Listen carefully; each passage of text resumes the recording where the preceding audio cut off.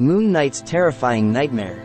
One night, when the entire desert is illuminated by a silver moon, a voice calls out to Marc Spector, asking him to come see his true face.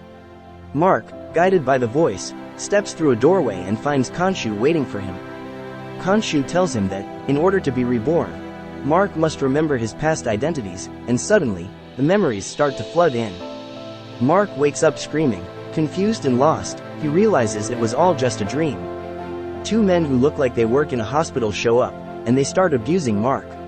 They sedate him and take him to an electrocution chamber, where he passes out. On waking up, Marc looks around and realizes that he is in a mental asylum. But something feels wrong, as he sees familiar faces, people who he loved and cared about, in his previous life as the Moon Knight.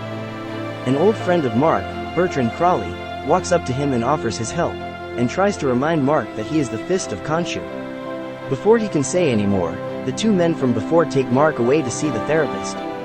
Dr. Emmett, the therapist, is disappointed in Marc, as he tells her that he doesn't remember anything from before his dream. Marc continues, saying that he remembers bits and pieces of different lives as Moon Knight and Jake Lockley. Dr. Emmett explains that none of them were real, and it was all just an elaborate delusion. Marc doesn't believe her, but then, she opens up a drawer and shows Marc a book. The book has sketches of Moon Knight and elaborate explanations of his weapons. As Marc looks at the book in horror, Dr. Emmett tells him that it was all in his head, and none of it was real. Later that night, Marc reaches out to Konshu, asking if his time as the Moon Knight was real, or if it just his imagination. In reply, Konshu asks him to stop whining like a baby, and commands him to act and rise up.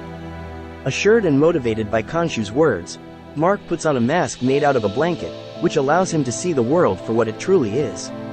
He manages to beat the guards, and escapes to the roof, where he finds the world flooded with sand, and a huge pyramid in the middle of a city. The guards follow in pursuit and manage to pin Marc down, and once the mask comes off, he sees the world in a different way. There is no pyramid, and the city is vibrant and normal. The guards turn back into humans, and Marc isn't sure what to believe in. Was it all really just in his head? Was Konshu just another voice? Marc may never know the truth, as he returns to his prison, inside the asylum.